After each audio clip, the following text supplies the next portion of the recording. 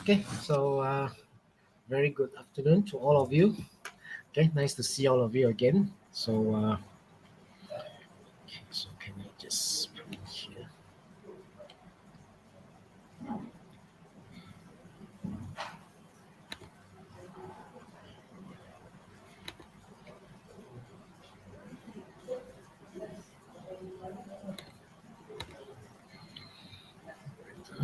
Sorry, a bit quite noisy. Really sorry.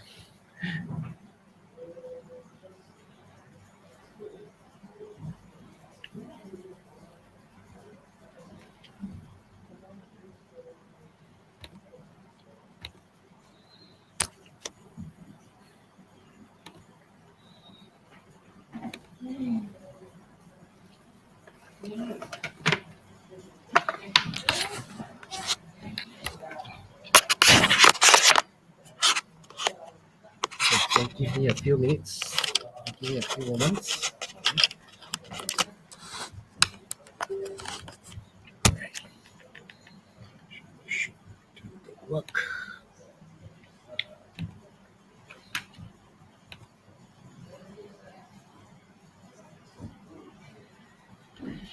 Okay, so I hope that you all can see the slide here.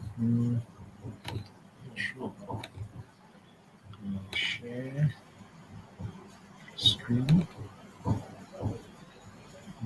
Window. Introduction technique. Okay, I'm not sure whether you can see me here or not because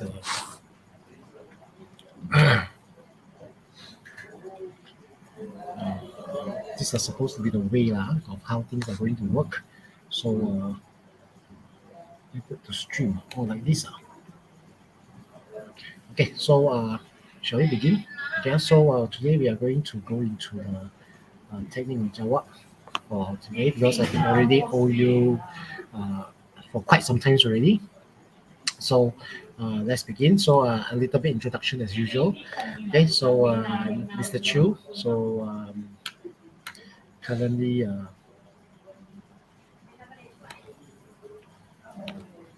so I've been teaching from 2003 until now with my 19 years experience. So I'm also ex-national trainer for Stpm chemistry. I'm also presenting in answering technique in many states around Malaysia already. So okay lah. So here's the thing lah. Okay. Okay, so nothing much about me actually. Just an ordinary school teacher, okay, who's trying to share as much experience as I can with all of you. Okay, so I've written a few books. Okay, so last time I write this Project A, which is no longer available on market already. I also write the books for this one, Absolute Guide for STBM Chemistry. So if you can catch me, then probably those are the things that is available on the markets now. So this is it lah. Okay. Okay. So and then my books are available in Shopee, so you can always purchase from the Shopee there lah. Okay. So I think nothing much really. Wait, can you give me one moment? I just try to find some files which okay, this one. Okay, so let's introduce the format of this one. So you have this 60 marks, so 15 compulsory, and section A. So section A is made of 15 compulsory multiple choice questions to be answered, while section B is 2 compulsory to be compulsory structure questions to be answered, and section C you have 2 questions to be answered out of 3 essay questions. So all of the questions are based on chapter 1 to 7 for semester 2. Okay, so here are the percentage of weightage for the papers. So you are currently in semester 2 already. So this is what you are supposed to know for this. Okay, so I hope that you all can get a very good result for semester 2. Okay, so before the examination, here a little advice for all of you. So make sure that you all have read in details for all the chapters for chemistry semester 2. So if possible, make your own short notes based on your understanding. So you can also catch some short notes references if you already bought my books. Okay, and then I also do a video previously in YouTube, especially for you all. Okay, and then you must do all the past year question for at least 5 years back. So you have from 2013 until 2021. Actually, SEM 2, you have SEM 2 and SEM 2 ulangan. So altogether, you have 18 sets of papers. So you must minimum do at least 5 years, which is minimum 10 sets, so that you know on how to tackle the STPM examinations.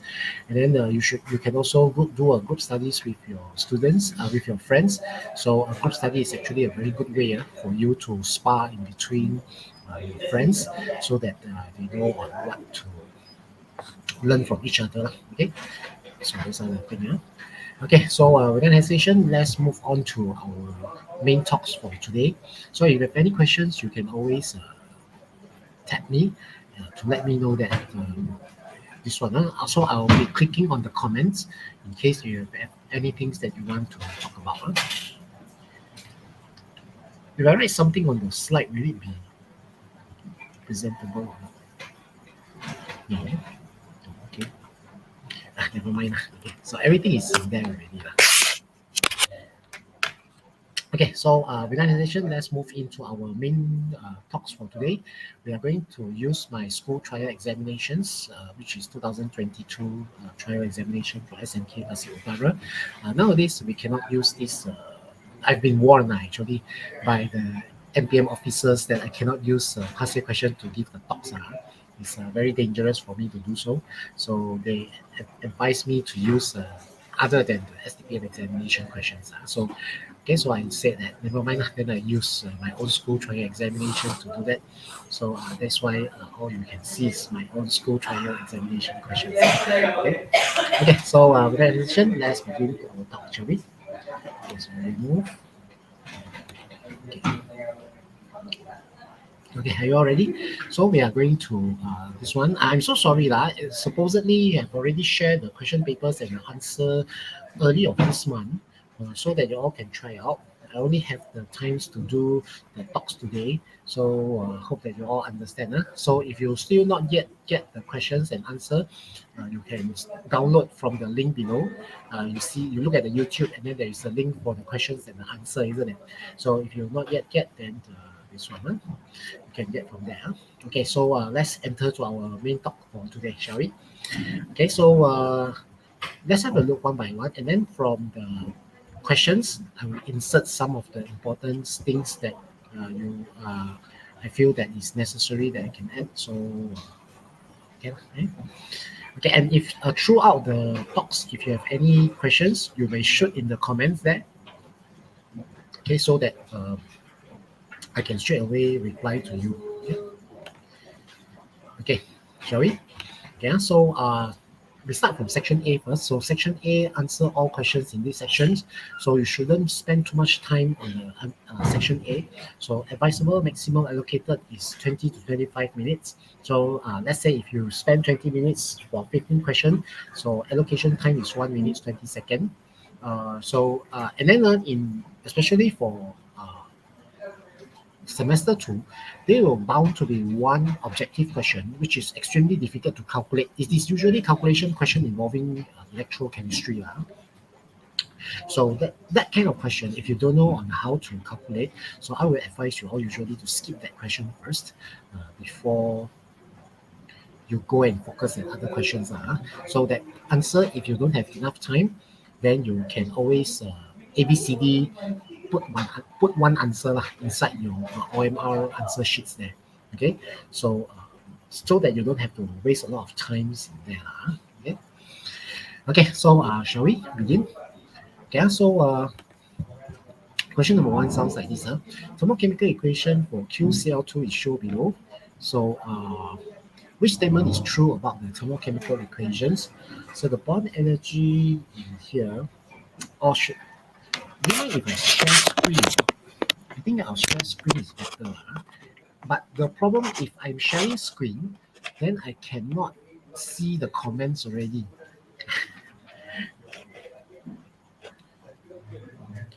I cannot see the comments already. But if I don't share screen, then to be honest, I also don't know. Okay, never mind. I'll see what I can do here. Okay. Or I share screen, and then if you have any questions, then you can always ask at the end of the talks. Then you say what question, then I flashback. Okay or not? Yeah, can. So I share screen in here using this one. So that I can write a lot of things. Okay.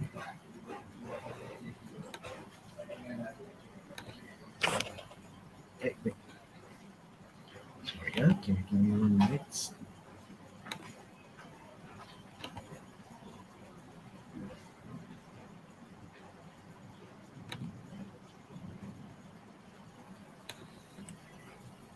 Okay, so I hope that you understand that I cannot communicate with you in the questions there. Okay. So shall we? Yeah, can you help me to see that? Can in the YouTube live there? No. You view on your there first. From the YouTube live there, whatever I write there, is it okay or not? Sorry, yeah. Okay, so which statement is true about the thermochemical equations? So number one, the bond energy is positive 295. Okay, actually, if you look carefully, this is actually the reverse of the lattice energy. Okay, the lattice energy. So when that is why the sign here is positive 2526 because it is reverse of the lattice energy. So and lattice energy is usually used to describe ionic compound. Okay.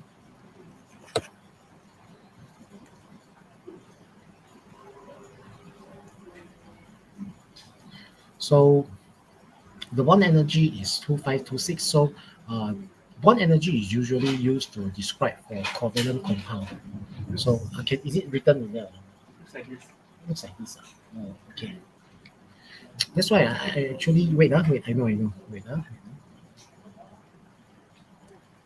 That's why I actually not sure on how to this one.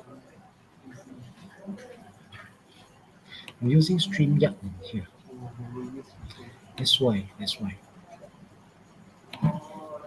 Wait, can you give me 1 minute?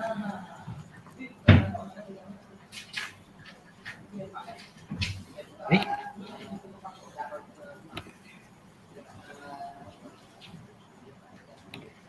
Oh, okay. It's blank already. Now it shows the full screen. What about now? Now it still shows this one. Now it shows this again. It shows. Okay, then okay lah, never mind. Thank you very much. Okay, so sorry for that. Okay. Okay, at the end I still have to use the share slide function. Okay, so never mind. Let's continue. Okay, so in here, the problem is the problem of using the share screen here, I cannot write things in here. So I hope that you all understand. Okay. Okay, let's continue. Okay, so this is a reverse of the lattice energy. So if it is a reverse of the lattice energy, then you have to know by yourself that it is this one. Oh, can you give me like one more? Okay, can you like give me like 2 minutes? I try for one more time. I'm extremely sorry for this.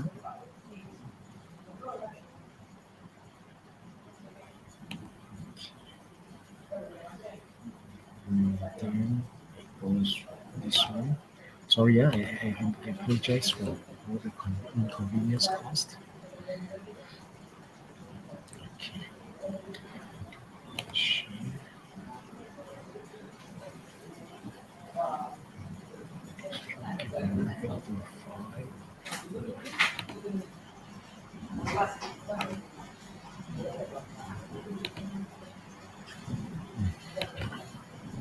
Okay, never mind.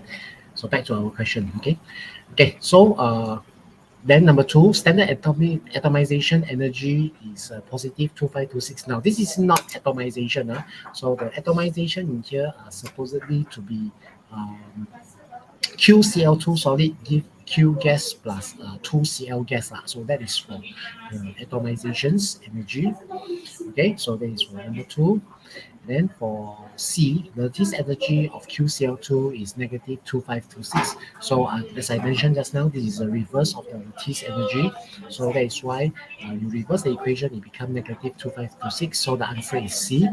Whereas for D, the standard enthalpy change of formation of QCl2 is negative 2526, which is actually incorrect also, because as I mentioned already, this is for the lattice energy. So that's why it's not true for here. Okay.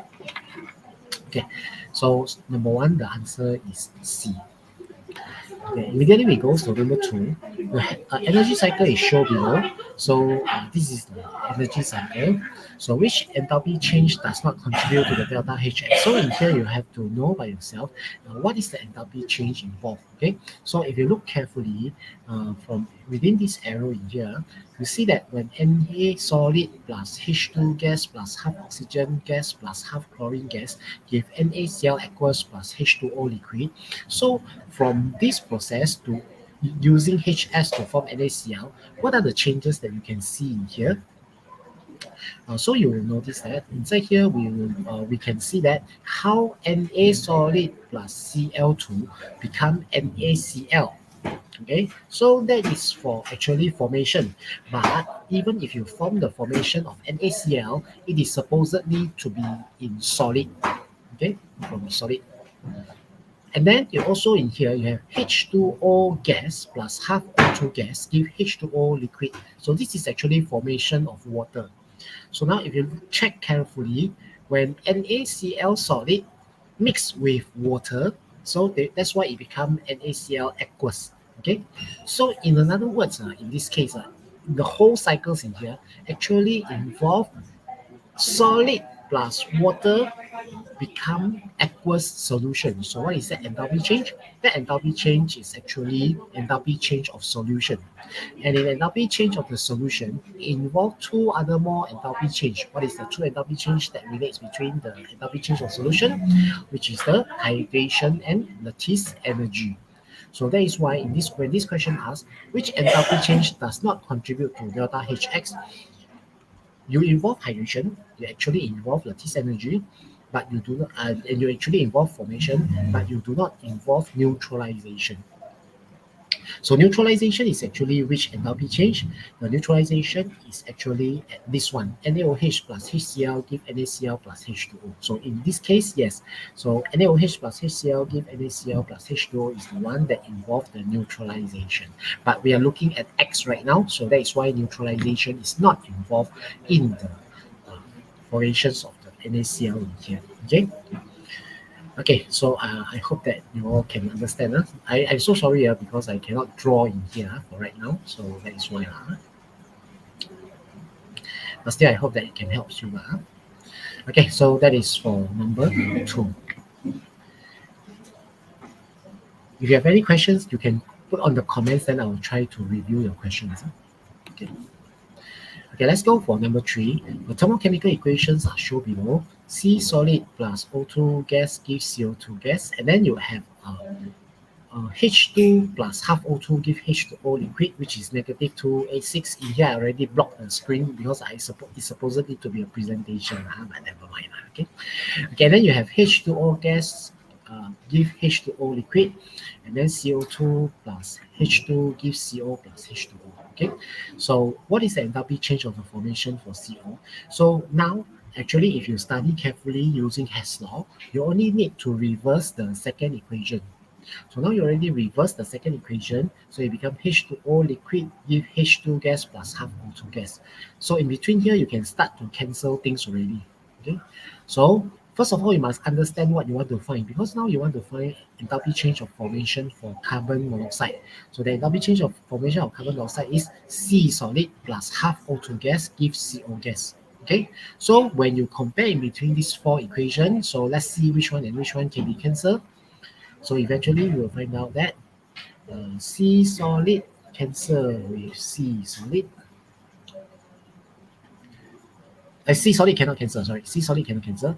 It is O2 gas cancel with half O2 gas, so you get half O2 lah, okay?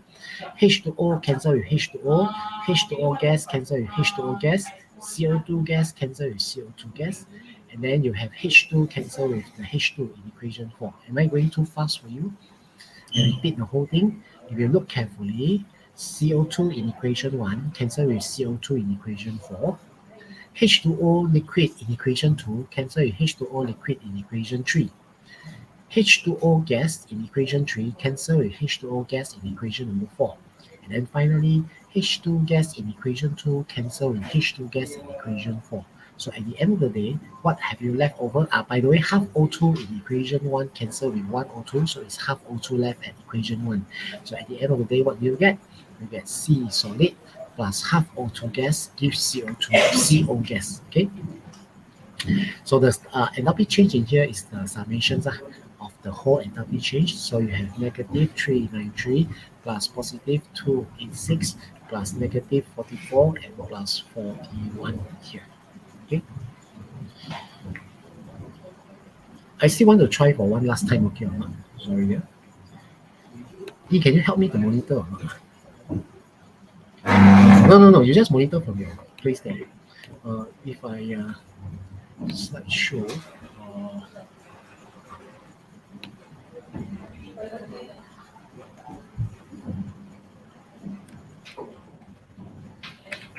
Is it showing anything or not? Showing the animations or not? Wait, is this just a screen like that? That's Just a screen. Wait, huh?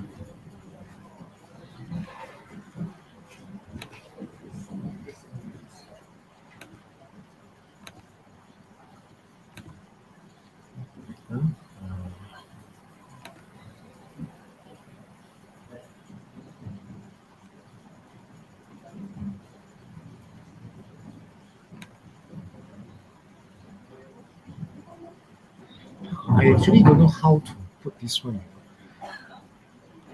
So now it does not follow. Let's say now I put this slide, correct or not?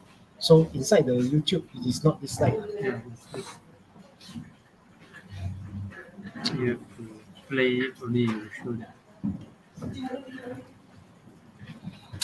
I'm not experienced in this. That's never mind. Let's go back to this one. Okay, sorry for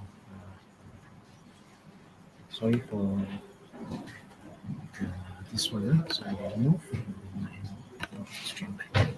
Okay, never mind. So we just follow according to this. It is auto record. Don't worry. It is auto. This one is auto record, so it will be shows in the screen later. Don't worry, it's still in the YouTube. Okay, you can always review that. Okay, so apologize for all the inconvenience caused. So let's continue from question number 3 just now. Okay, so that is for question number 3. Okay, then question number 4. A chemical cell is set up using half cells of CO2 plus Cu and Cl2O7 2 minus Cl3 plus, which is true about the cell. Okay, so you have E naught Cu2 plus Cu is positive 0.34, E naught of Cl2O7 2 minus Cl3 plus is positive 1.33 lah. Okay, so if you look at the solutions that I've explained, so oxidations in here is copper. So teacher, how do we know which one is oxidized, which one will be reduced? So the one that will undergoes oxidation is the one that is more negative or least positive. Okay, so in this case, it's least positive. So that is why copper in here will be oxidized. If you have the chemical cell, copper 2 plus copper will be the anode of the cell. And then Cl2O7 2 minus and Cl3 plus will be the cathode of the cell. Okay, so let's have a look at our selections in here. A, the reaction of Cl2O7 2 minus occur under neutral conditions. So as you can see in the equations in here, this is acidic conditions, not neutral. Okay, so that is why it is not neutral. So A is not correct. And then B, the equation involves 6 electrons. So if you look carefully between the oxidation half equation and reduction half equation, so if you solve the lowest common multiple between 2 and 6, so the oxidation half equation you have to multiply by 3. So that is why you get 6 electrons involved. So B is correct. And then for C, Cu2 plus acts as an oxidizing agent to oxidize Cl3 plus to Cl2O7 minus, which is wrong because in this case, copper 2 plus act as a copper in here act as a reducing agent, not copper 2 plus, copper. It is still buffering.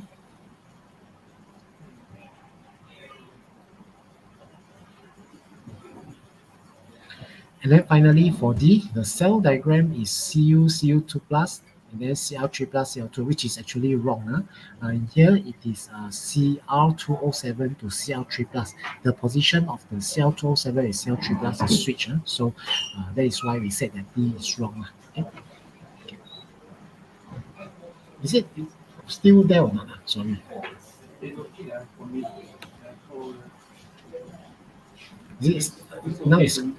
Now it's question number 7 already, right? Question number 5 already, right? Yeah. Okay. Then we continue. The overall, the half cell reaction for their standard reduction potential are given below. So you have the half cell for 4 reactions shown in here. So which is true about the reaction above? So let's have a look one by one, shall we? A, when comparing equation 1 to Fe3 plus is used to oxidize Mn2 plus. So in here, you compare equation 1 with equation 4. So you can eventually will find out that Fe3 plus cannot oxidize Mn2 plus because E naught cell in here will be negative 0.75. Okay, so you use the formula E naught cathode minus E naught anode. Okay, so at the end, that is why you cannot have Cu2 plus in there. Okay. Okay, then number 2, Cl2O7 2 minus plus 14H. Number 2, B, MnO4 minus is a stronger reducing agent than Cl2O7 2 minus. So in this case, it is supposedly oxidizing agent, not reducing agent, oxidizing agent. Okay, so if the answer said MnO4 minus is a stronger oxidizing agent than Cl2O7 2 minus, then this choice is correct. But it seems that the questions makes it as a reducing agent. So that is why it is wrong in here. So teacher, how do we tell which one is a stronger oxidizing agent, which one is a stronger reducing agent? So here, remember the keywords in here. So for oxidizing agent, we choose the one which is the most positive or the least negative, then look at the species at the left. And conversely, if you are choosing for the strongest reducing agent, you look for the most negative or least positive value, then you look at the species at the right side. So that is how we tell which one is an oxidizing agent, which one is a reducing agent in here. Okay. Okay, C. The reactions between Cl2O7 2 minus and Cl minus does not occur spontaneously. So if you compare equation 2 and 3, so you can find out eventually your E naught cell is negative 0.03. So that is why it is non-spontaneous. And last but not least, the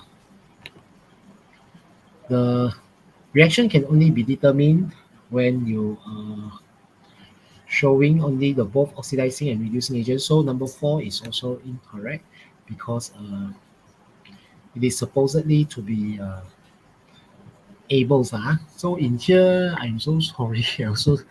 I can only describe in the description like that because I cannot draw things for you already.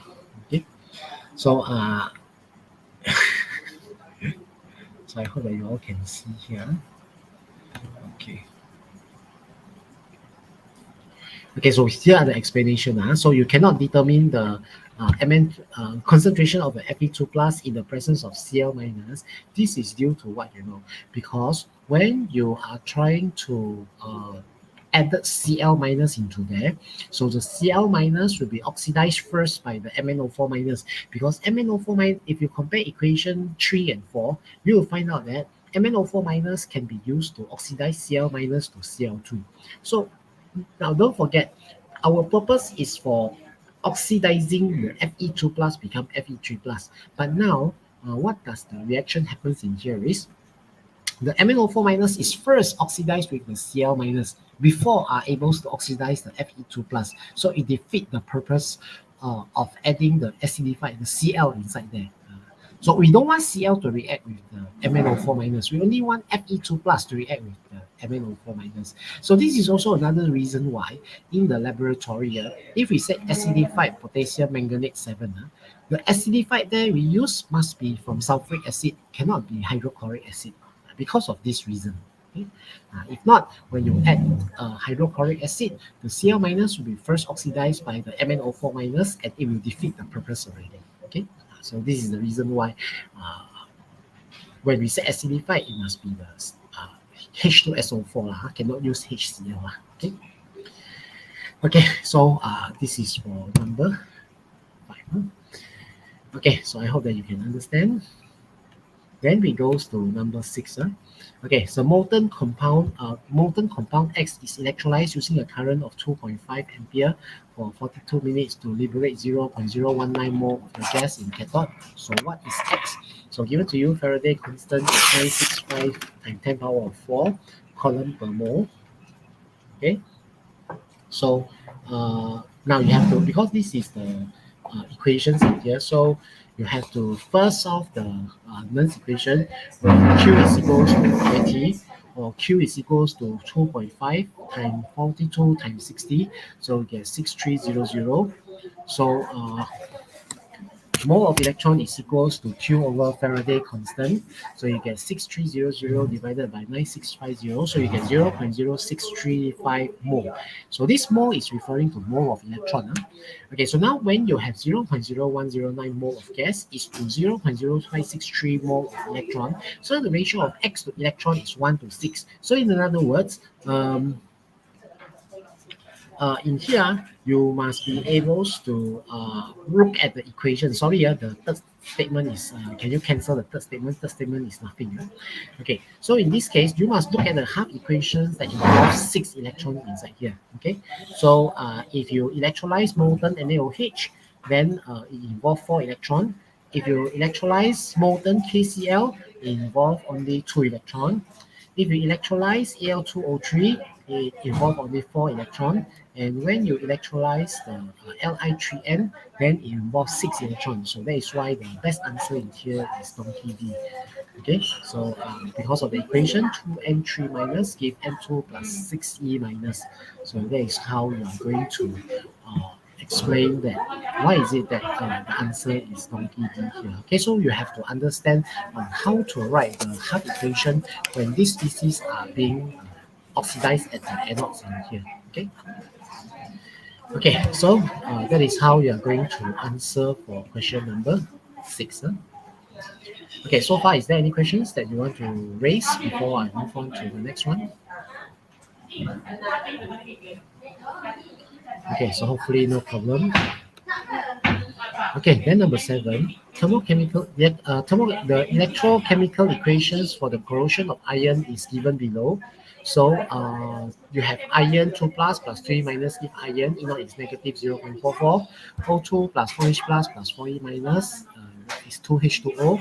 So what could be deduced from the electrochemical reaction of the corrosion iron above? So A, the corrosion of iron is non-spontaneous at pH 7.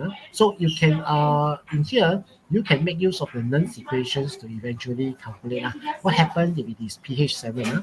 So from the reaction, the E0 cell is equals to positive 1.23 minus negative 0.44. You get positive 1.67 volt. So you use the Nernst equation, E cell equals to E0 cell minus 0.059 over N log Fe2 plus square over H plus power of 4 times O2. So this is based on the overall cell equations in here. Okay. Okay. So if you apply the Nernst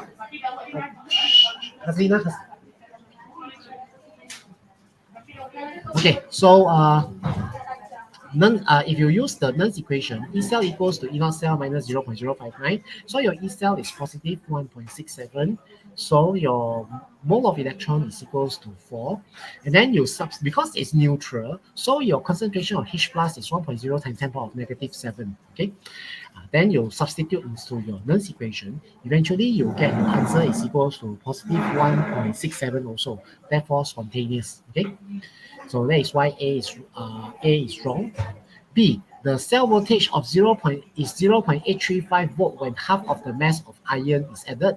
So in here, you also use the Nernst equation. So when half of the iron is reacted, so now your Fe2 plus will be 0.5 mole. So you also use the Nernst equation. E cell equals to 0.167 minus 0.059 over 4 log 0.50 square over 1.0 power of 4 times 1.0. So that is why in here, the E naught cell is positive 1.75. So it is not 0.835 as mentioned in the questions. So that is why B is wrong. And then C, the cell voltage increase as the pressure of oxygen increase to 2 atmospheres. So this one has to do with the Lee-Chatelier principle. So if you look at the overall equation, okay, so if you look carefully, total mole of gas at the left side of the equation is 1 mole. Total mole of gas at the right side of the equation is 0. So when you increase the pressure, equilibrium will shift to the direction with less total mole of gas. Equilibrium will shift to the direction with less total mole of gas. Therefore, equilibrium shift to the right. So when equilibrium shift to the right, the cell voltage increases. So that is why your C is correct. And then finally D, the cell voltage decrease when Fe2 plus is oxidized to Fe3 plus, which is also wrong because when Fe2 plus decrease, equilibrium also shift to the right. So supposedly the cell voltage increase, not decrease. Okay, so therefore the best answer in here is C. Okay, so that is how you are going to answer for question number 7. Okay, so this is all for chapter 1 and chapter 2. So, is there any questions that you want to ask before we move on to the next one? Okay, so that's it. Okay, so if no questions, then immediately we move on to question number 8, shall we? Okay, question number 8. The element X and Y are in period 3 of the periodic tables. Atom of element X are smaller than atom of element Y. Which statement is true about both this one? So if from the periodic table, when we say that atom X is smaller than atom Y, then you must know that atom X must be more front. That means more to the left, more to the right compared to atom Y. So in another word, proton number of X are supposedly higher than Y. Okay, so which statement is true about both elements? A, element X do not conduct electricity while element Y conduct electricity. So there may be some true of it. Why? Because let's say if Y is, because position of Y must be from the metal. Okay, position of X is either metalloid or non-metal. So that is why there is a possibility that X does not conduct electricity while element Y can conduct electricity. Yeah? Okay, then B. Element X form amphoteric oxide while element Y form acidic oxide, which is wrong because element X is guaranteed more left compared to Y. So that is why, more right compared to Y. So that is why X form, if X form amphoteric, then Y must be acidic. Y must be basic. Okay. So it cannot be acidic because Y is more left compared to X in the periodic table. So B is wrong. C. Element X has a lower vaporization energy than element Y. So vaporization means from liquid to become gas. So because the trend of the period 3, there is no certain trend. So we cannot say for sure that it's guaranteed have a lower vaporization because there are the trend of the vaporization is starting from sodium, then increase to magnesium, then increase to aluminum, then increase to silicon, then goes down to phosphorus, and then sulfur increase then higher than phosphorus, and then you have chlorine, which is lower than the sulfur. So what am I trying to say in here is there is no proper trends in the explanations in here. So that is why okay, and then finally D, X has a higher first ionization energy than element Y. So generally when going across the period, ionization energy increase when going across the period. So that is why X must have a higher ionization energy compared to Y. May be true, except when it is between beryllium, boron, or phosphorus sulfur due to the anomaly happens. So because we are dealing with possibilities, so the best possible answer in here will be A. Okay. Okay, so this is for number 8 in here. Okay. Okay, any questions that you want to ask for number 8? Okay, hopefully no problem. Okay, so if no problem, then we goes to number 9, shall we? Yeah. So number 9, element W is in the period 3 of the periodic table. The first 7, actually the first 8 the first 8 ionization energy of element W are given below. So what could be deduced from the informations? So if you look carefully, where is the large gaps in between here? So the large gaps is in between the second and the third, isn't it? So it must be from it must have 2 valence electron, which is from the group 2 lah. Okay, A. So when the element W form WCl2 and water when react with HCl actually is wrong. So MgCl react with H2O to form MgCl2 plus H2, not H2O, H2. Okay, so that is why A is incorrect. So B, W only react with steam, which is wrong. So it does not react vigorously with cold water. Look carefully, this is from period 3. So W is magnesium actually. So magnesium does not react with cold water. It only react with steam. Sorry. Okay, then the W has a higher electrical conductivity compared to period 3, which is wrong. So the one with a higher electrical conductivity is actually aluminium because you have more valence electron. Okay, and finally, element W exists as a diatomic, which is also wrong because element W is group 2. So group 2 cannot exist as a diatomic molecule. Okay, so because it has a metallic bonding in here. Okay. Okay, so with that is how we are going to solve for question number 8. Okay. Okay, so let's without hesitation goes to question number 9. Okay. Which statement is not true? Sorry. Which statement is not true about the elements of the compound of group 2 in the periodic table when going down to the group A? Basicity of the oxide decrease.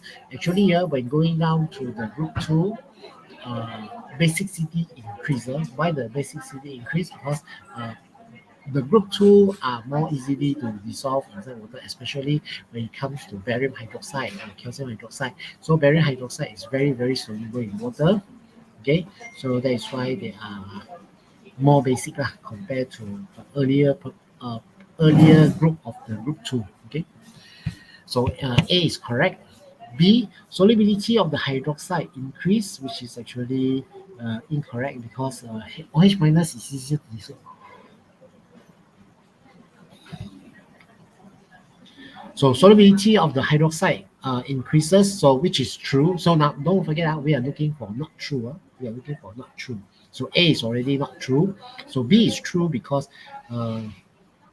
when the solubility increase, you produces more OH ion. So that is why it is a stronger base. Okay, number C. Thermal stability of the peroxide increased. No, actually the thermal stability of the peroxide decrease. Decrease. Why? Because of the size of cation increase. And finally, hydration energy decreased as the size of the cation increase, which is also not true because this cations in here mainly uses the enthalpy change of the generally enthalpy change of hydration decrease as the size of cation increase, which is true. So we are looking for not true here. So B, C, D is true. So only A is not true. So the best answer in here is A. Okay. What is the answer for number 9? Number 9, no answer. Okay, number 9, no answer. Sorry for that. Because all the questions, all the selections are actually wrong in there. Okay, no answer.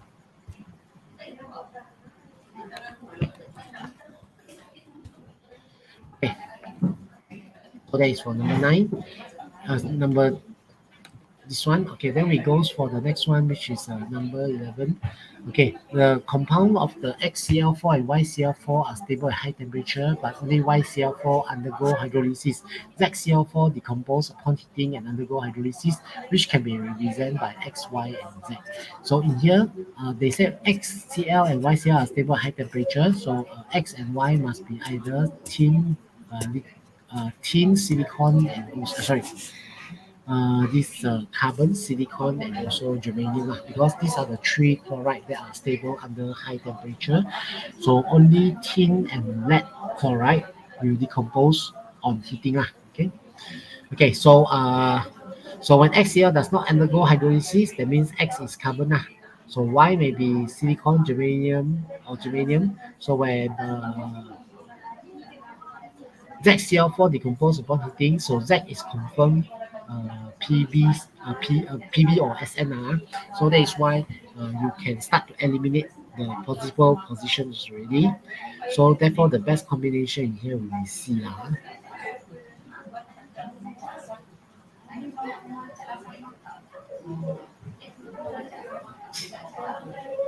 Okay, so that is for number 10. Okay, so you have to understand in here that only this PbCl4 decompose on the high temperature. Okay, then immediately you go to the next one. What is the basic structure of the pyroxene? So pyroxene is a single chain silicate. By the way, as the Stpm students, you should be able to at least explain um, pyroxene, amphibole, and also silicate sheets. These three are very, very important. So try your best to remember them. Okay, so that is for this is a very straightforward answer. It is a single chain silicate inside the pyroxene. Okay, then we goes for the next one, which is number 12. So the halogens are important chemicals in our daily life. Which statement about Bl2, Cl2, and I2 is true? A. Halogens can act as an oxidizing and reducing agent. No, actually halogens usually act as an oxidizing agent really, especially Br and I. Okay, number 2. Cl2, Bl2, and I2 are formed when their respective halide react with concentrated sulfuric acid, which is not true. Because only Bl2 and I2 can be formed during the reaction of halide ion with concentrated sulfuric acid, while Cl2 cannot, because Cl2 is a stronger oxidizing agent compared to H2SO4. So that is why CO2 may not be easily H2SO4 okay, because it is a stronger oxidizing agent. Okay, then Cl2, Bl2, I2 react vigorously with hydrogen in the presence of sunlight. So only H2 and Cl2 react vigorously. Bl2 and I2 not that reactive. Okay, furthermore, Bl2, I2 is a weaker oxidizing agent compared to H2SO4. So when H2SO4 is mixed with HBr or HI, that's why they will further oxidize the Bl and also I. Okay. And last but not least, acidity of their respective hydride increase from HCl to HI, which is true. So acidity, you have to dissociate hydrogen away from the halogen. So in here, longer bond length, larger atom, longer bond length, weaker bond strength. Okay, so that is what I try to highlight here. So when you have a weaker bond strength, that means that you do not like to dissociate hydrogen. So when you do not like to dissociate hydrogen, so that is why it become more acidic. Okay. Okay. So that is for question number 11. Okay. Okay. Thank you very much, Chiku Lisa. Okay. So next we are going to go to number 12. The elements in the group 17 of the periodic table reaction scheme show the element X in here. So you have first X2 react with H2O to form 2HX. When dissolved in water, you form HCl plus 2X minus, then react with HBl2, that means no reaction. So the fact that X minus does not react with bromine indicates that Bl2 is Bl is a stronger oxidizing agent. Hence, only Cl can Cl and F can oxidize Bl minus to become Bl2. Okay, so that is one. Okay, so number 2, X minus react with concentrated sulfuric acid to form mono X, to form X2. So in here, it does not form when Cl2 is formed when react with concentrated H2SO4. So this one automatically wrong because Cl2 does not do that. And finally, HX is a weaker acid than HBr, which is stronger, actually not weaker, stronger. Okay, because of the shorter bond length, greater bond strength. Okay. Okay, so that is how you're going to answer for question number 13. Okay. Okay, any questions that you want to ask before we move on to the next one?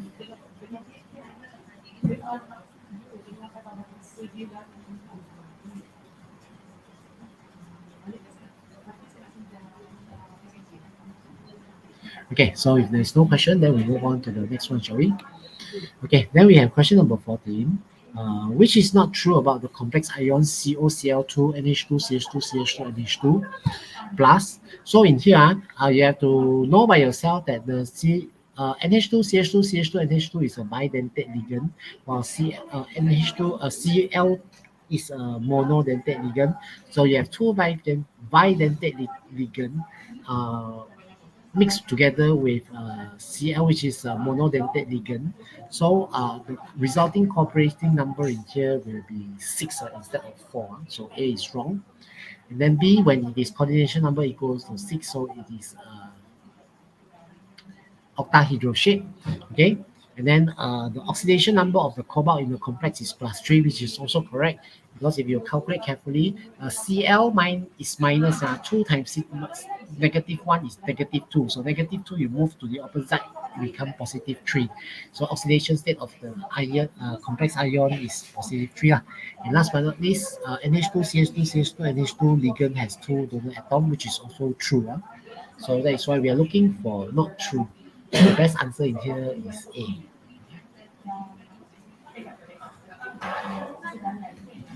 Okay, so that is for number 14. Oh no, finish already at 15. Okay, so this will be the first part of the objective. Okay, before we move on to the structure, is there any questions that you want me to repeat for objective?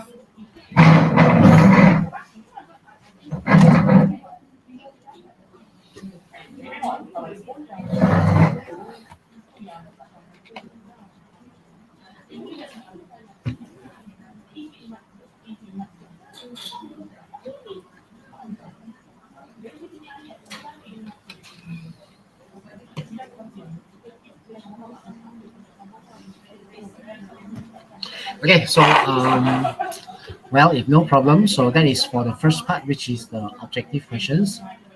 So hope that you all can able to understand how to answer the objective in here. Okay. Okay, so if no problem, then we goes for the next section, which is the structure section. Are you ready? Okay, so for section B, 15 marks. So answer all questions in this section. So you are advised to spend 15 to 20 minutes in answering this section. So try your write your answer in a short and clear answer, and do not focus only in one question, because the answer usually for section B is very short and direct. So that means if you know to answer, you will definitely know how to answer. If you don't know how to answer, then you definitely not know how to answer. Okay. Okay, so with that said, let's have a look at the question, shall we? Okay, question number 16 sounds like this. Although standard electrode potential are measured for solution when concentration are 1.0, cell users as sources of battery power tends to operate with a higher concentration. So in a hydrogen-oxygen fuel cell, H2 and O2 are fed into two inert electrodes dipping into NaOH. Okay, and these are the following equation that take place. H2 plus 2H minus give 2H2O plus 3 minus, which is the oxidation half equation. And then O2 plus 2H2O plus 4E minus give 4OH minus. This is for the reduction half equation. So in here you can see that the hydrogen is doing anodization, while the this O2 is doing reduction, so it is the cathode of the cell. Okay, so this is something that you must be at least be able to tell.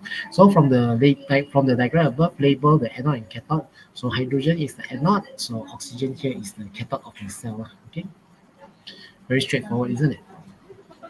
Okay. Okay, wait. I didn't see the question number 8.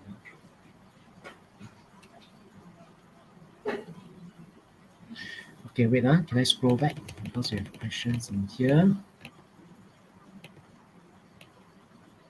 Okay, this one. So this question asks us, sir, for question 8, statement A, is there a possibility that X is and Y are non-metal? There is a possibility. There is a possibility. Sorry. There is a possibility that X is also X and Y are both non-metal. So that is why sometimes this kind of question can be quite tough to choose the best answer inside here, because B, C, D are all wrong already. So the best in here goes for the better one. Okay.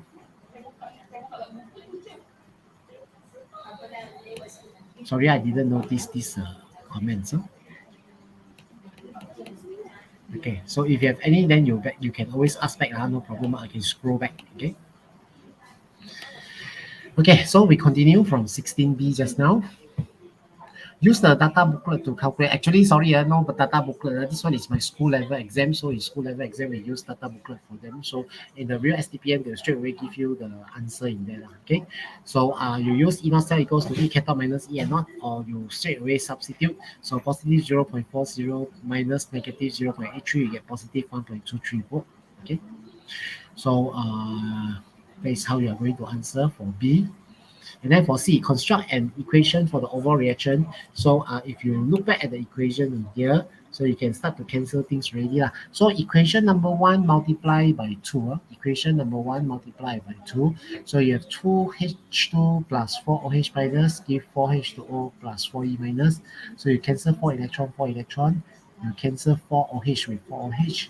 You cancel 2H2O with 4H2O, so you still have 2H2O. So the overall equation in here will be H2H2 plus O2 give 2H2O. Okay? So that is how you're going to write.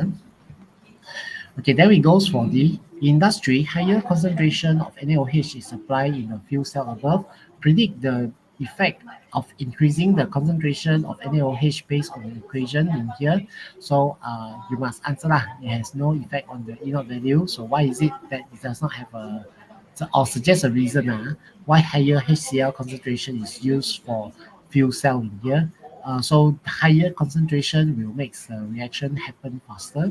So that is why it is used to increase the rate of reaction, or you can also state that it is used to reduce the conductivity. Okay, so that is for number 2. And then final number 3, what is the advantages of this cell? So either you say no pollutant, or the energy produced is clean, and etc. Okay, so these are the answer that you may give for number 16. Okay.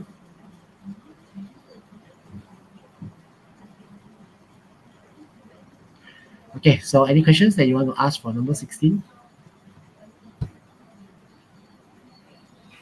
Okay, then we goes to number 17, shall we?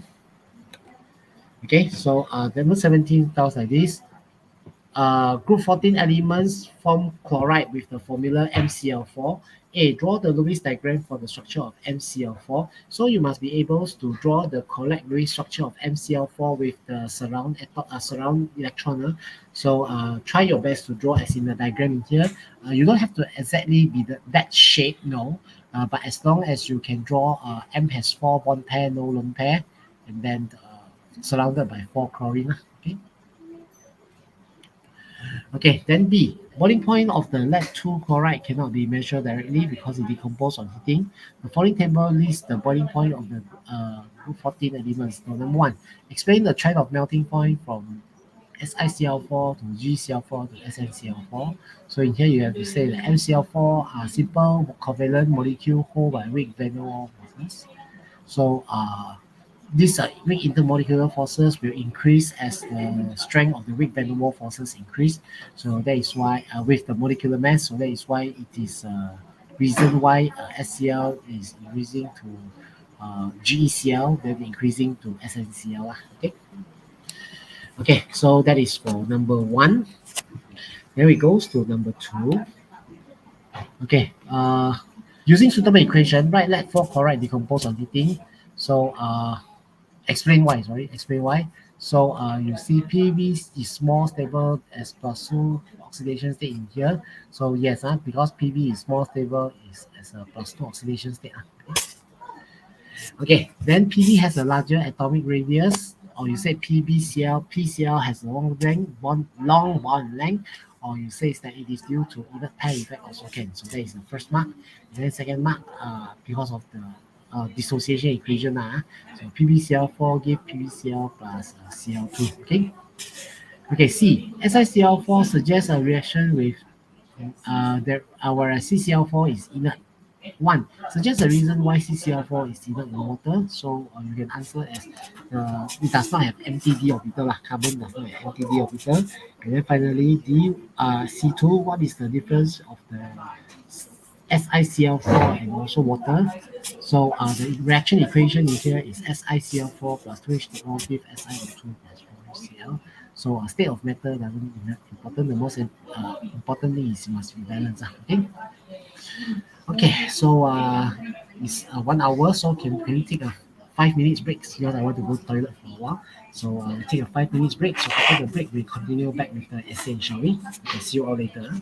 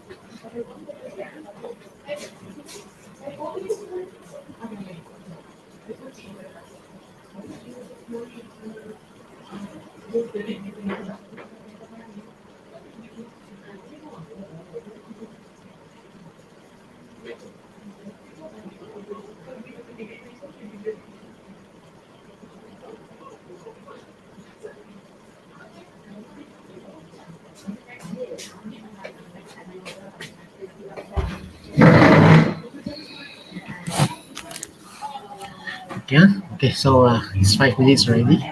So shall we continue? Sorry, for taking a little break. Okay, so shall we continue?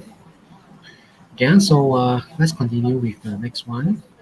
So we are going to answer for essay already, yeah? Okay. So in these sections, you are only advised to answer two essay questions only.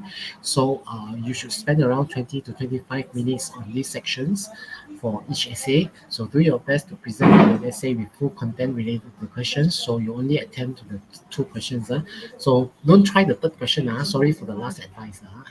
You are not supposed to try the last essay question. You only try two only. Okay. So just do your best. You can present them in point form, you can present them in essay, you can present it in table. If you have diagrams suitable, relates to them. But when you present in the form of diagram, you must write out the key points. Okay. So I hope that this will help you a little bit. Okay, so shall we continue? Okay, so let's together have a look at the essay questions that I prepared specially for you all. Excuse me. Okay, so let's continue. Okay, so barium sulfate is often used in pharmaceutical industry as barium meal due to its nature of the solubility in water. Certain enthalpy change of the solution of the barium sulfate can be determined by applying Hess law. Table below show a few enthalpy state changes involving barium ion, sulfate ion, and barium sulfate. 1. Define Hess law and state the enthalpy change, standard enthalpy change of the solution for barium sulfate. Okay, so how are you going to define Hess law in here? So Hess law has two keywords. So you must, every time when you want to define Hess law, you must apply that two keywords. What are the two keywords? Number one, you must say that heat change of the chemical reaction is the same. So that is the first keyword. Then the second keyword will be uh, the, uh, disregards of the route taken, or no matter the reaction take one steps or series of steps, okay, or independent with the routes which chemical changes occur. So either one that try to describe that it doesn't matter what path you take, okay, as long as enthalpy change of the reaction is the same, okay. Okay, so that is the two keywords that you have to define for Hess law in here. Okay, okay. Then we goes to number two, how to define enthalpy change of the solution. So enthalpy change of solution has a few keywords in here. So try your best to this one. Number one, it is heat change, but in this case we can say absorb, because in the case of barium sulfate, enthalpy change of solution is endothermic. So that is why you can say as absorb. Okay, so but the safest way is to say heat change.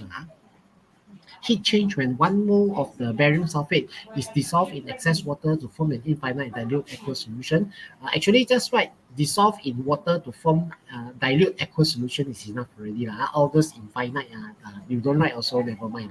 Okay, and then the second keyword, no matter what enthalpy change that you define, you must always end up with the word under standard condition. So don't care whatever enthalpy change that you want to describe, just end up with the word under standard condition. Okay, so far Stpm has frequently asked 2013 SEM 2, 2013 SEM 2 ulangan, 2014 SEM 2 ulangan, 2015 SEM 2. They have asked various enthalpy change already. They have asked before formation, combustion, lattice energy, and also atomization of the molecule. Okay, so solution macam belum pernah lagi. Hydration also never. So try your best to to define all of these enthalpy change. Those are basic definitions. So as a STPM students, you should be able to define all of them on your own. Okay, so for more information, you can always look back at the short notes that I've already prepared for you, or prepare on your own short notes also can. Okay. So, and here I just stress what is based on the equations on questions only. Okay. Okay, so that is for 18A1. Then we go for 18A2. Standard enthalpy B. Using relevant thermochemical equations, calculate the enthalpy change of solution for barium sulfate. Hence, construct an energy cycle to relate the enthalpy changes in here. Okay, so in here, because the question already tried to ask you to relate Hess law, so you must use Hess law to apply in this case. So Furthermore, you want to create a cycle, so you must use equations to help you on that. So the safest way for you to get the maximum 6 marks in here is, I will advise usually students to write all the thermochemical equation. So in this case, you have enthalpy change of hydration for barium ion, sulfate ion, and also this one. Teacher, heat change need to write heat energy change or not? Actually, heat change is heat change, energy change is energy change. Don't write two together. Either you write heat change or energy change. Don't two both together. Okay. Okay. So back to this. Okay. So and then last but not least is the lattice energy. So the lattice energy equation, Ba2 plus gas plus SO4 2 minus gas give BaSO4. By the way, state of matter is important. State of matter is important in chapter 1 and chapter 2. 3, 4, 5, 6, 7, you don't write also, never mind. But if question give you state of matter, then it is safer for you to include the state of matter in your answer. Okay. However, for chapter 1 and 2, compulsory must put state of matter. Okay. Chapter 1 and 2, compulsory must put state of matter. Okay. Okay, so back to our questions. Okay, so in here, all you have to do is just reverse the third equation. So when you reverse the third equation, you get the solution. So barium 2 plus aqueous, barium sulfate solid, give barium 2 plus aqueous plus SO4 2 minus aqueous. So your enthalpy change of solution is equals to sum up negative 1364, negative 1004, positive 2474. So at the end, your enthalpy change of solution is positive 106 kilojoule per mole. Okay, so based on these four equations in here, hydration of this one, so you must be able to construct the cycle. So the cycle is as shown to you in the diagram in here. So you must have 2427 is for the lattice energy, 1364 and 1004 is for the hydration, and positive 104 is for solution. So you can label it using value. So from the value, we already know that you know the answer in here already. Okay, some of you ask, sir, is that necessary to draw Born-Haber cycle pattern? How if I draw in the form of Hess cycle?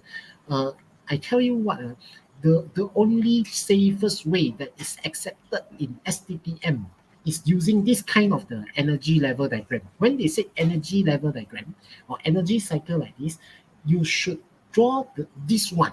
Okay, if you go for my formal YouTube lessons, I don't teach any other cycle other than this. So I'm not going to say that other teacher is teaching the wrong thing. No, I never said that. For me, it is safer if you use this cycle. So you must learn on how to apply this cycle. Because some year they accept, but some year they don't. So that is why I do not encourage other cycle other than this one. Okay. So for me, my answer is I encourage you all to use this cycle instead of whatever Hess cycle you call that. This is also a Hess cycle. And it is clearer. If you have a graph paper, this graph paper will show you what is the real definition of Hess law. Enthalpy change of the reaction is the same regardless of the route taken. You take one step or series of steps, it is the same. So this is how you are going to use that. So that is my only advice for you all. Okay. So this is for 18A2. Okay. Any questions, you just shoot up, I will highlight for you.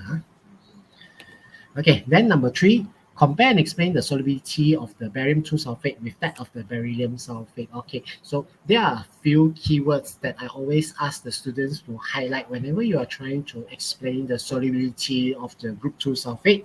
So here I'm going to highlight the 8 keywords that you should write down whenever you're trying to explain the solubility of the group 2 sulfate.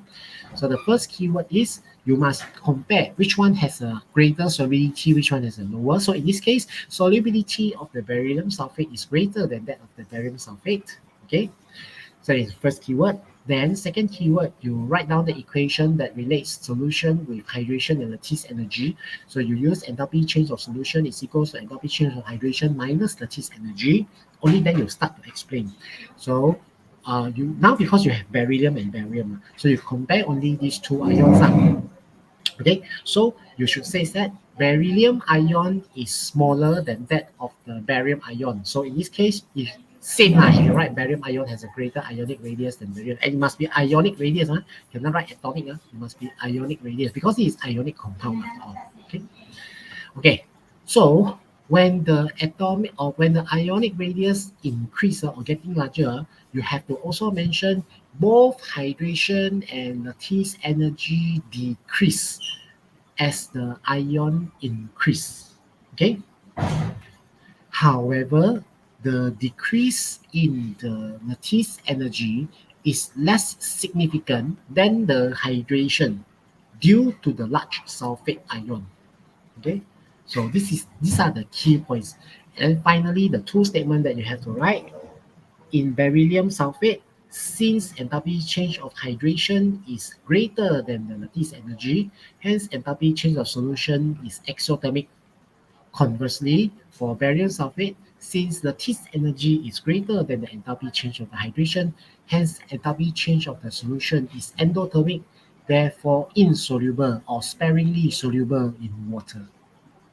Okay, so for more short notes detail, you can always refer to the short notes that I already applied, or you can go to my YouTube that explain to you on how to explain the short notes in there. So everything is there already lah.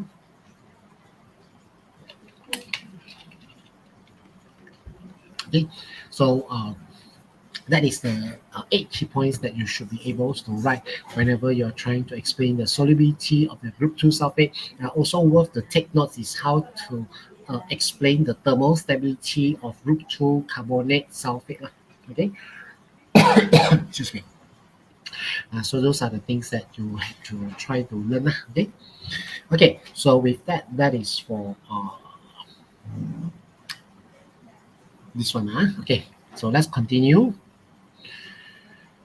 Okay, can okay. So with that, that is all for question number 18. Okay. Okay. Any else question that you want to ask for chapter 1 before we move on?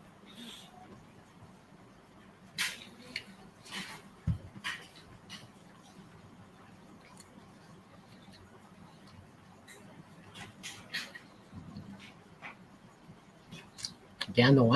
Okay, so if no, then we continue to the next one. Okay, so the next one is asking about period 3.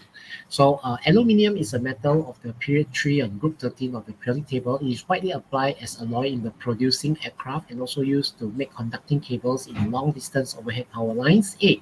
Describe the structure and bonding of solid aluminium and state 3 properties of aluminium that makes it suitable to be used as making conducting cable in a long distance. Okay, so Miss Aina asked, do we have to answer about the charge density and polarizability? This one for charge density and polarizability is more to the stability of the group 2 thermal stability of the group 2 carbonate and nitrate. So nothing to do with the solubility in here. Okay, so when it comes to the charge density and polarizability, it is more for the thermal stability of the group 2 carbonate and sulfate. So that's why I'm worried a student sometimes might mix up in between these two. Okay, so you must outline very clearly what are the points that you have to describe for explaining solubility. What are the points that you have to use to describe this one. Okay, then RC asked, sir, can you mention the 8 key points again when explaining the solubility? You can go to my another YouTube video. I explain the short notes there, so you can check from there. Can or not? Okay, sorry, because of the time constraint, I cannot point out it again. Okay, so you go to that YouTube. I already explained that. Okay.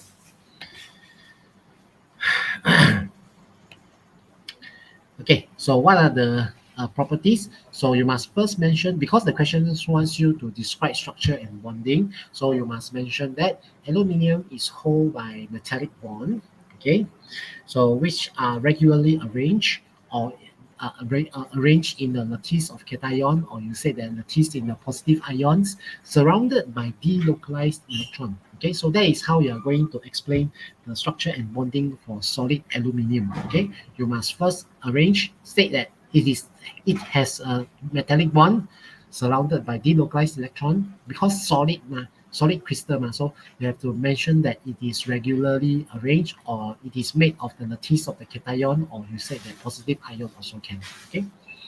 Okay, so what are the properties that makes it suitable to be used as a conducting cables for long distance? Number one, it is an electrical conductor, corrosion resistance or resistant to corrosion, low melting, low density, okay, light, light, ductile, okay, and then high melting point. So those are the properties that makes it suitable to be used as a long cable in here. So you name any two, then it is able to give you the maximum marks in here. Okay. Okay. What does it mean by the word ductile? Ductile means the ability to reshape. Okay, reshape the wire. Okay. Okay, so that is for A. Okay, so for B1, aluminium react with chlorine to form a white solid chloride that contains 79.7% of chlorine and subline, which change straight from solid to gas at 180 degree. At 200 degrees Celsius and 100 kilopascal, 1.36 gram of this chloride sample occupies a volume of 200 centimeter cube. Jangan main kat sini, tolong jangan main kat sini. Sorry for the disturbance. Okay, so calculate the empirical formula, hence the relative molecular mass of the chloride form. So you have to use the table methods to calculate, you use the table methods to calculate the empirical formula as usual. Okay, so first is mole, so 20.3 gram divided by 27.0, and then for chlorine is 79.7 divided by 35.5. So you get your mole of aluminium is 0.752, while the mole of chlorine is 2.25. Then you divide it by the smallest mole, you get 1 to 3. So this will make your empirical formula of aluminium chloride as AlCl3. Then you use PV equals to nRT to calculate the molar mass. So 100 times 103, 200 centimeter cube, you have to change it to meter cube, so times 10 power of negative 6. So equals to 1.36 divided by the molar mass times 8.31 times 200 plus 273. So you get your molar mass as 267. So molecular formula is Al2Cl6. Okay, Al2Cl6. Okay, so that is how you're going to calculate the molecular formula. Okay. Okay, number two, then they will ask you to, based on the molecular formula, deduce in B1, draw the Lewis structure of aluminum chloride at 200 degrees Celsius and 100 kilopascal, indicate the bonding in the structure drawn. So you must be able to show the formation of the covalent bond and also the covalent bond formed inside there. And when the question asks for Lewis structure, please also draw the lone pair electrons inside there. So it is important for you to draw the lone pair electrons in there. Okay. Okay, last but not least, aluminium chloride is soluble in water to form hydrogen ion. Describe using suitable equation the acid-base properties of aluminium chloride in aqueous solution. So this one is related to the one that has the anomalous behavior of the beryllium chloride also. So that is why question can also ask aluminium chloride. So what is it? What is the properties when dissolved in water? So aluminium chloride is acidic in aqueous solution. Aluminium chloride is acidic in aqueous solutions. Why? Because when dissolved in water, it forms the complex of AlH2O6 3+. Okay, so you form the complex of AlH2O6 3+ ion. So these ions hydrolyze in water, hydrolysis in water to form acidic solution. Okay. So then you have to write out the hydrolysis equation. According to the equation, AlH2O6 3+ plus H2O give LOH H2O5 2+ plus H3O plus. So not only that, you have to remember for the aluminium ion, you also have to remember for the beryllium ions. Okay, so try your best to remember all these equations. They are quite common nowadays in Stpm, so you must be able to write all the relevant equations in there. Okay. Okay, so is there any questions that you want to ask for this? And I think that is all for question number 19, isn't it? That is all for question number 19. Okay. Okay. Any questions that you want to ask for chapter regarding chapter 3. So in chapter 3, try your best to remember how to explain the atomic radius trend, ionic radius trend, melting point, boiling point trends. Uh, is it a Bronsted Lowry acid? Can we use the angle of Bronsted Lowry acid? No, no, no, no, no. This is nothing to do with the Bronsted Lowry acid. Nothing to do with the. This is a Bronsted Lowry acid because it's donate proton, but it is more to how does the complex of aluminium ion hydrated are able to hydrolyze in water. Okay, they are quite specific in this case. So even if you said Bronsted Lowry acid, as long as you say acidic, then the marks should be there already. Okay.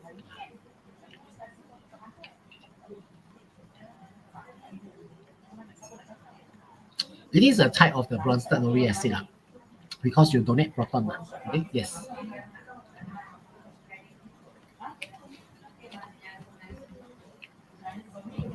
So only one water ligand dissociated?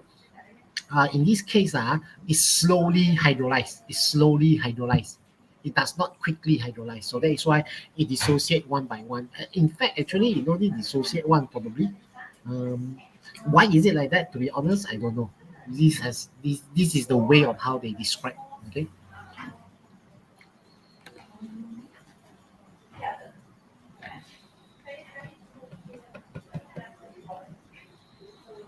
Okay. What else?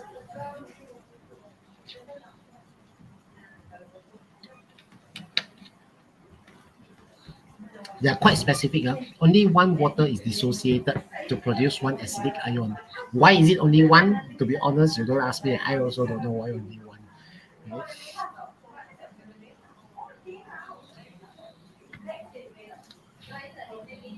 Mr. Yi, you know why is it only one water dissociate? Huh? Thank you.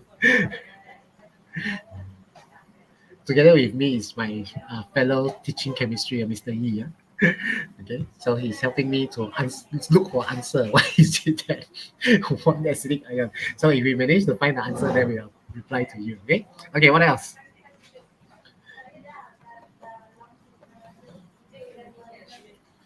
I try to search before, but they don't seem to really explain why. Okay, so anything else? Okay, no one. Okay, then if not, then we are moving to the final essay questions. Okay, so the final essay question is successive ionization energy of the elements fluorine to bromine are shown in the graph below. So this one, they shows you fluorine, chlorine, bromine. Okay, so no matter what, you have to understand that going down to the group, ionization energy decreases. So you have to learn on how to deduce the graph in here. Okay. Okay, number one, explain why first ionization energy decreased down to the group. So there are a few points that you have to explain why is it that ionization energy decreased. So number one, you have to three factors. One is nuclear charge. Second is screening effect. Third is atomic radius. And then you concluded using effective nuclear charge. Okay. Okay, so in here it is mostly due to the screen. So you just said like this, you don't care where the marks are located. First, you mentioned that nuclear charge increase as proton number increase. Number two, screening effect increase as the number of shell used increase. Furthermore, atomic radius increase. This will make the distance between the outermost electron and nucleus increase. So therefore, ionization energy decrease. Okay, sorry, effective nuclear charge increase. Sorry, effective nuclear charge increase. So that is why the ionization energy decrease in here. Okay. Okay, so those are the key points that you must try your best to explain when you are describing for ionization energy trend. Okay, for across the period, nuclear charge increase while proton number increase. Screening effect remain almost constant as electrons are filling in the same shell, while atomic radius decrease. That is why ionization energy increase across period. Okay, so those are the key points that you have to mention when across periods. Okay. Okay, number B. Two, why is there an increase in the successive ionization energy in fluorine? Actually, not only fluorine, chlorine, bromine, all are the same. Okay, so the two keywords in here is number one, well, as electrons is removed after ionization energy, screening effect decrease. Screening effect decrease. So as a result, because effective nuclear charge is equals to nuclear charge minus screening constant. So if the screening constant decrease, effective nuclear charge increase. So that is why the ionization energy here also increase. Okay, so that is how we are going to explain. Okay, so that is for number B. Okay, so with that, that is how your question answering for 20A. Okay, any else question that you want to ask in here about the physical properties trends?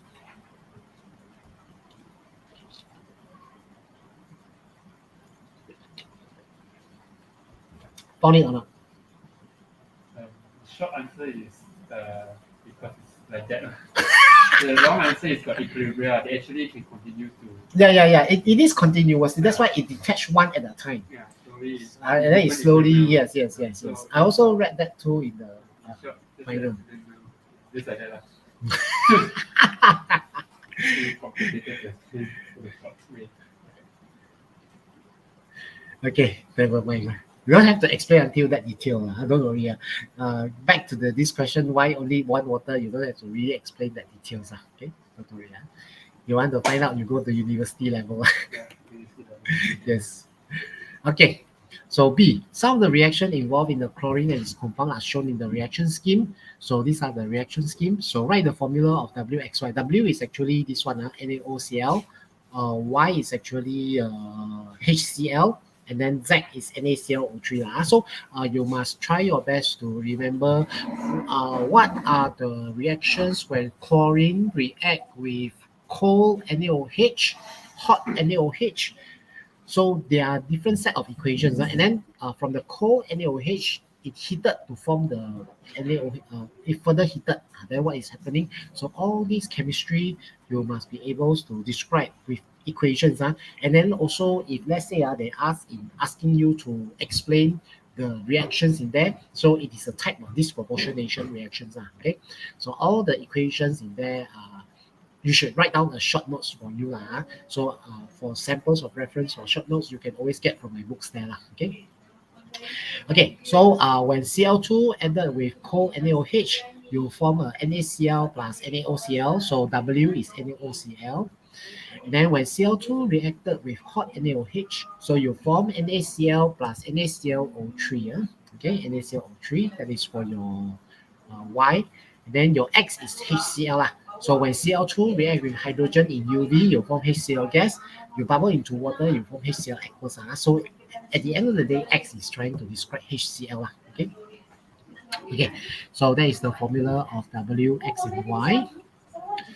Okay, then write a balanced ionic. Question already specifically said ionic, so you must write out the ionic reaction of the chlorine with hot alkaline solution, describing the changes of oxidation state in chlorine. So Cl2 plus 6 OH minus gives ClO3 minus plus 5 Cl minus plus 3 H2O. So you have to explain. Cl2 undergoes disproportionation. If I were a student, I would definitely explain in details where chlorine undergoes oxidation and reduction simultaneously at the same time. Okay, so that is why it's called as a disproportionation reactions. Okay, where the changes of the oxidation state changes from 0 to -1 and to +5 at the same time. Okay, so you have to fully describe what is happening inside here. Okay, finally, number 3, describe the observation of Z using suitable ionic equations. Ionic equation again.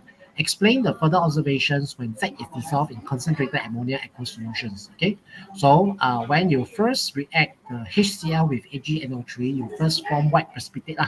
So white precipitate is due to the formation of the AgCl. You have to write and then write equations. Then when further treated with ammonia, white precipitate dissolved when added to concentrated ammonia aqueous solution due to the formation of the complex of AgNH3 2 plus Cl minus. Okay, so you have to write the equations. AgCl plus 2NH3 form AgNH3 2 plus Cl minus in here. Okay. So that is what you have to answer for this one. And I think with that, that is all for the the discussion for the question paper already. Okay, so now I open for Q&A sessions. So is there any questions that you want to ask? Feel free to ask.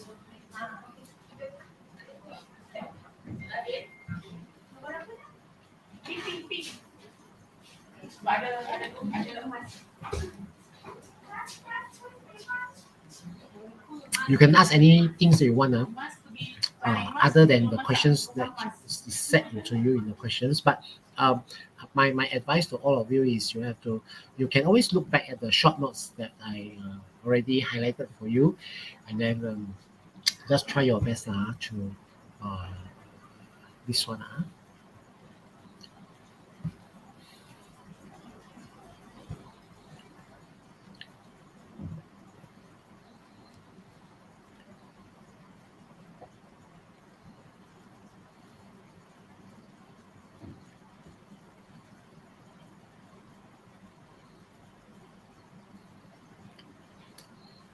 No question, sure.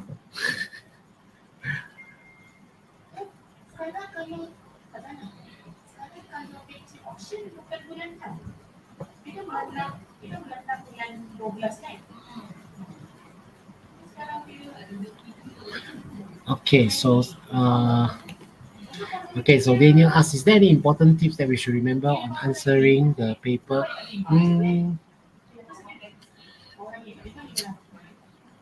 Actually, all are important. Okay, I can only say like this. The one, if you ever already go through the short notes that I prepare for you all,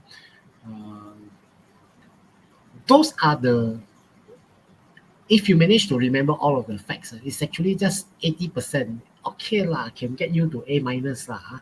Or sometimes if you're lucky enough, you can get A. But when there's any important things that we should remember in answering the paper, for me, every secret and any small details in there is quite important. Stpm, sometimes they love to ask these tiny little subtopic that students usually won't notice. So for example, anodization.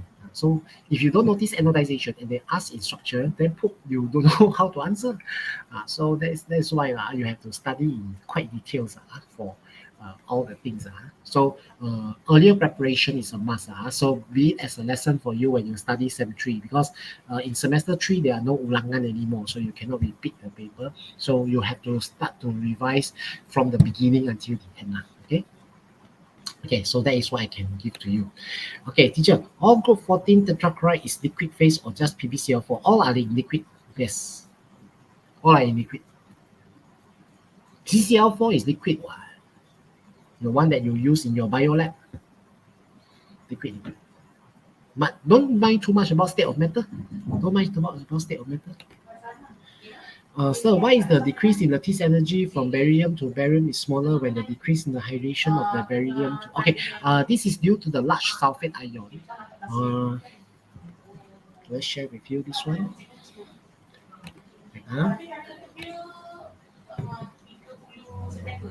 Wait, give me 1 minute. I find for you the slide.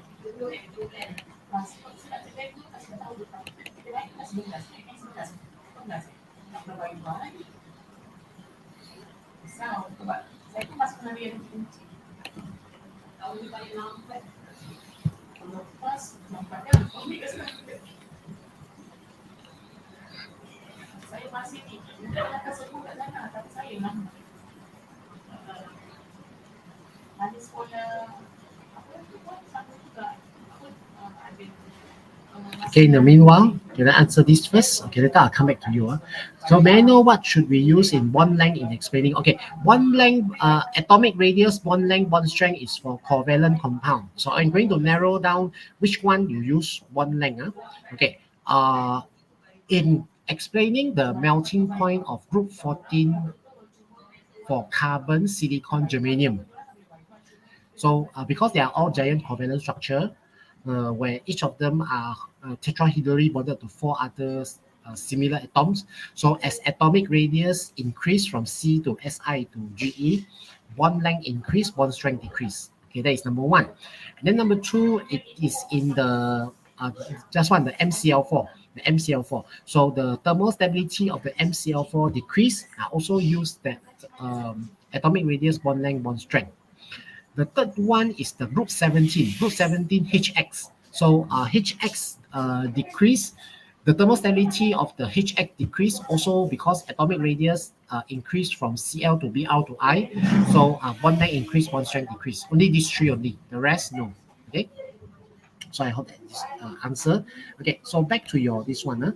Okay. I'm going to add to stream. Okay.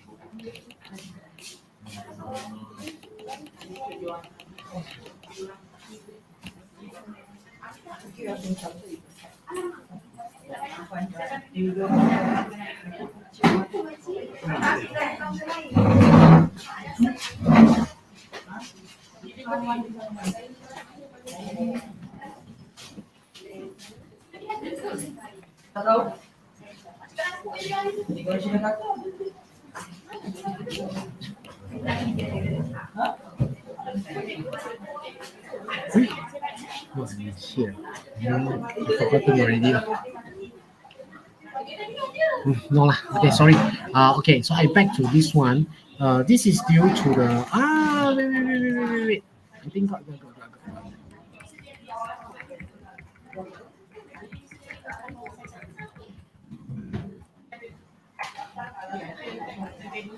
Yeah, didn't draw. Okay lah, sorry for that lah. Okay, so because sulfate ion is very large, so when the sulfate ion is very large, I'm sorry, okay. When the sulfate ion is very large, the difference of the lattice energy is not that significant. Okay, so when the difference of the lattice energy is not that significant, that is why the decrease is less. Okay, so this is the graph that helps you to explain why. Okay, so I hope that it can slightly help you a little bit. Okay, the examiner asked that is our syllabus rarely nowadays rarely. Okay, don't worry too much. You just basically focus on your own things. Don't worry about whether they will ask out syllabus or not. They rarely, only if there is only 1 marks only. Okay, how does polarizing power influence the thermal stability? This one is you have to explain in the thermal stability of the group 2 carbonate or nitrate. Okay, so there are also 8 key points that you have to highlight whenever you are trying to explain the thermal stability, starting from thermal stability of the short notes. Where is it already? Let me think. Wait.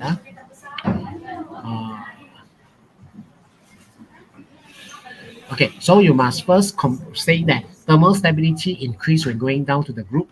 First point. Second point, write the equations. And then third point, mention that you compare big radius to small radius. So you say that, for example, beryllium carbonate. So you use the small cation. So you say that beryllium ion has a smaller ionic radius than the barium ion. Okay, then you mention that therefore charge density of the beryllium ion is greater, polarizing power of beryllium ion is greater. So small, high charge density and high polarizing power of the beryllium is able to distort the electron cloud of the carbonate or nitrate. 7 point is hence weakening the CO bond or NO bond or whatsoever. And then finally, furthermore, BeO is more stable than the BeCO3. Okay, so those are the 8 points about the thermal stability. Okay. Okay, so can I find the short notes that mentioned before? You can buy from my books.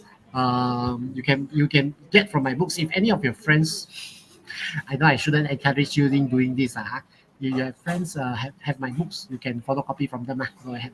Okay, I don't publish it online. I already keep it offline. You can also ask from your teacher. Last time I shared with your teacher. Okay. If you want to see by yourself, you go to the YouTube, copy down on your own. Can insoluble barium sulfate react with dilute hydrochloric acid? Barium sulfate react with dilute hydrochloric acid? No. It's not about reaction anymore. No. Barium sulfate react with dilute hydrochloric acid? No. Barium sulfate is already a salt already. A salt cannot react with acid. No. Cannot. Okay, what else?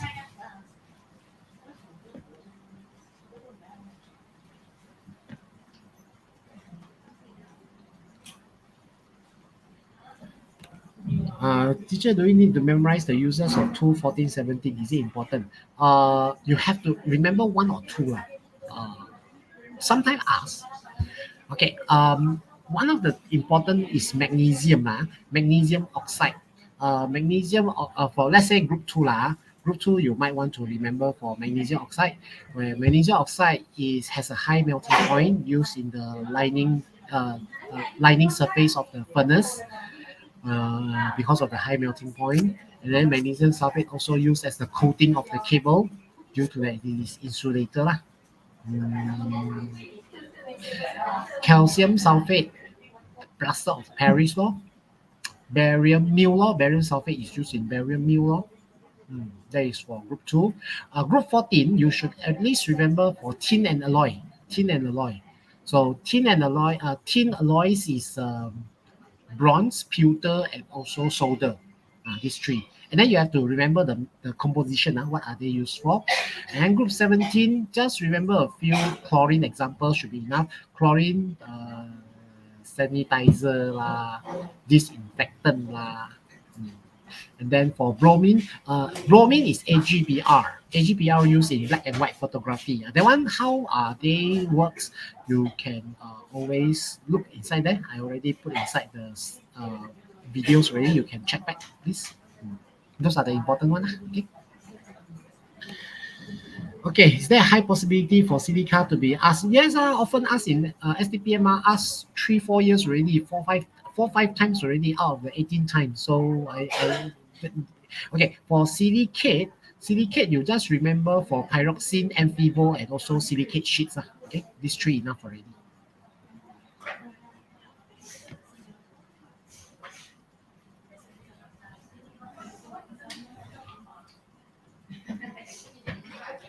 Okay, what else?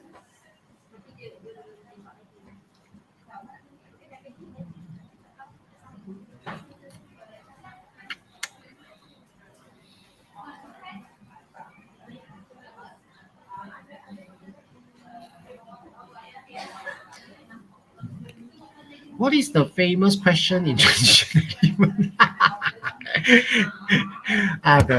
Okay. For transition element, you just remember the fundamental part.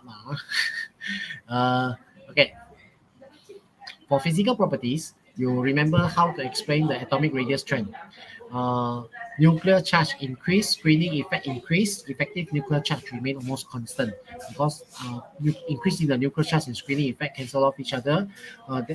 Remember the basic definition of transition element. Metals that can form more than one stable ions, number one. Then number two, with incomplete field d orbital. Okay. And then the melting point of the transition element is higher than the main group. And then you have to basically remember the 4 properties of the transition element. Can exhibit more than one stable oxidation states, can form complex ion, can form colorful ion, and then can act as a catalyst. About the more detailed part, you have to check back at the short notes. The short notes that I provided to all of you is the shortest possible way for you to remember already. Will question asked to do? Yeah, there are certain years that ask you about draw silicate. For example, 2019 semester 2, if I'm not mistaken, that ask you to draw the structure of silicate. Silicate sheets. Only one repeating unit so enough. Okay, but if you can't remember, then never mind now. 1 mark only usually diagram. So don't bother too much. If you cannot remember, then 1 mark gone away only. It's more important for you to remember the facts rather than drawing the diagram. Okay. One of my friend named Jessel asked, is it important to master transition element chapter? I'd rather you go and master chapter 1, 2, 3, 4, 5, 6 instead of 7. Because chapter 7 is very difficult. Okay, so if you are a last minute student, sorry to say that, then I will advise you to master 1, 2, 3, 4, 5, 6. Chapter 7, if asked in essay, then no need to do. That's what I can say. Okay?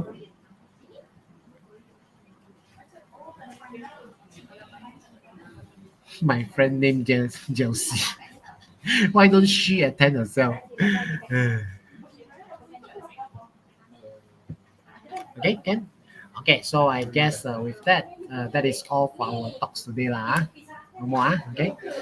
Okay, so thank you for listening. I don't owe you anything for this semester anymore, so I'll do similar talks in semester 3 later. So I guess I'll see you all in semester 3. If you really like my video, you can always click a like. And for semester 3, if you not yet have any books, you can always go and buy my organic chemistry through Shopee at the price of 28 ringgit, excluding postage. Postage you have to pay based on the Shopee lah. Sometimes they do free shopping, free shipping lah, so you can get it while it's free shipping lah. Okay, so support original ah, don't pirate ah. Pirate also no use ah. You photocopy also 20 plus ringgit. My book's only 28 ringgit. Let Mr. Chu earn 5 ringgit lah. Okay. Okay, and you can get so much more than this one. Okay, so good luck in your semester 2 examination tomorrow. And I guess I'll see you all in the future. So anything, in those who I also publish, I'll also be doing Sem 3 tuitions online, our class will be started at the last week of the September. So stay tuned for more information. Okay, okay. So I guess that is all for our talks today. So good luck tomorrow. Okay, bye bye. See you. Bye. Love you all. Bye.